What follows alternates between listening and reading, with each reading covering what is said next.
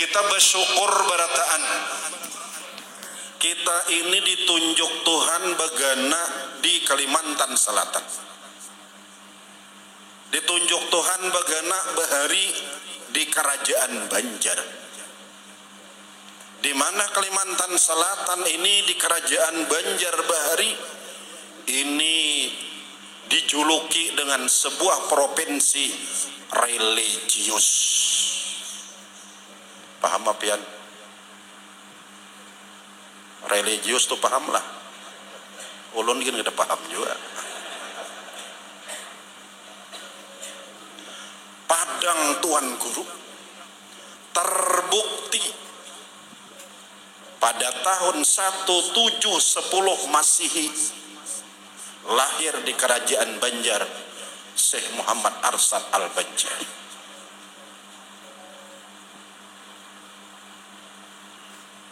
Lahir lagi pada tahun 1735 Masehi Syekh Muhammad Nafis pun dari Kerajaan Banjar. Lahir lagi pada tahun 1835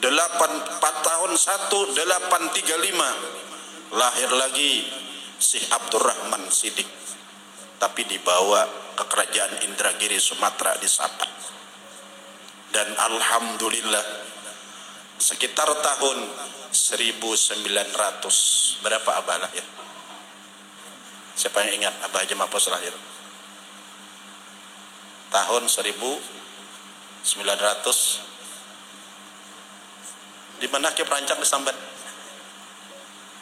11 atau 14? Yang kita huli ini malam.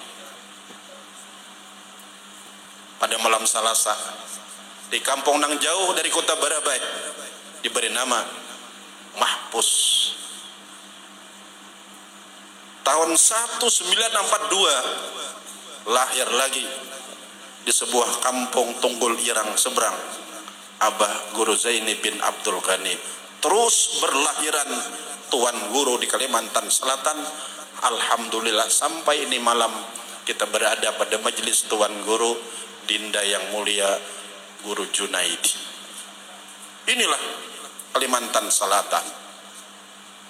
Kita jujur, Islam memang dibawa oleh Habibuna Muhammad pada tahun 610 Masehi di tanah yang gersang di Mekah. Tahun 700 nyebrang ke Sumatera. Dari Sumatera nyebrang ke Jawa Tengah. Dan dari Jawa Tengah nyebrang ke Kerajaan Banjar pada abad 1400 Masehi. Tapi Islam itu masih Senin Kemis, belum sempurna, kecuali lahirnya Muhammad Arsyad dari Kerajaan Banjar pada tahun 1710 Masehi. Berumur 30 tahun beliau mengaji ke kota Makkah 30 tahun dan mengaji di Madinah 5 tahun, berjumlah ngaji 35 tahun. Siapa guru beliau? Di antara guru beliau bermadzhab Syafi'i, Ibnu Athaillah di kota Makkah.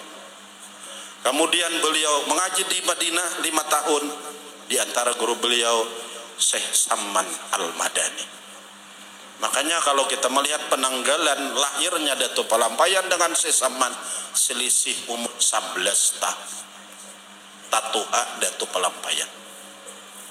Umurnya, silsilah ilmunya Tatuha Syekh Muhammad Samman Al-Madani.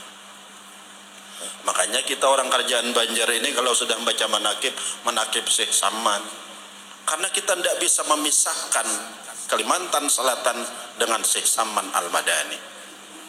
Pulang dari Madinah ke Kerajaan Banjar ketika itu Raja Banjar yang ke-15 yang bergelar Sunan Tamjidillah II, Sunan Tahlilillah II. Ketika itu Datuk Palampayan ditantang oleh Raja Banjar yang ke-15 untuk mengulahakan tata cara rakyat Kerajaan Banjar bagaimana supaya bisa beribadah sempurna. Dikarang oleh beliau sebuah kitab yang bernama Sabilal Muhtadin. 2 jari tabalnya itu dikarang oleh beliau dengan waktu cuman 3 3 bulan. Allahu Akbar.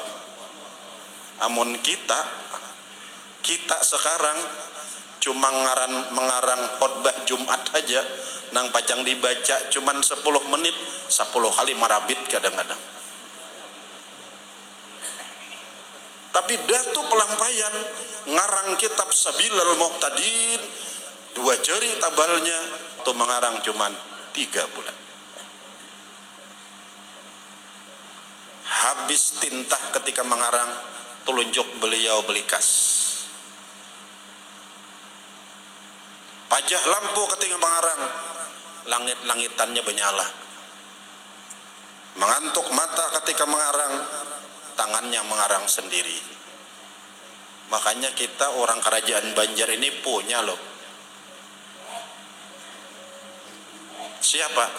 Datu Pelampaian. Di mana beliau langsung dimursiti, dibimbing rohani beliau oleh Syekh Samman Al-Madani.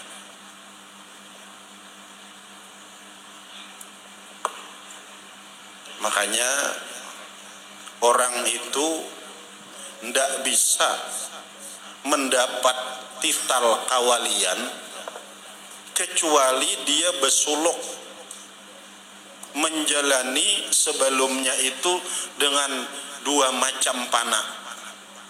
Pertama, fana dahulu jasadnya. Yang kedua, dipanakan rohnya. Nah, inilah yang dijalani oleh Datu Pelampaian, dimursiti oleh si Samman Al-Madani. Bagaimana cara kita memanakan badan kita? Ini dibanakan kepada orang tua kita. Bagaimana kita memanakan roh kita? Ini dipanakan kepada guru kita. 2 macam inilah dulu suluk yang dijalani oleh orang yang mau mendapatkan ma'rifatullah ketika hidup di dunia ini.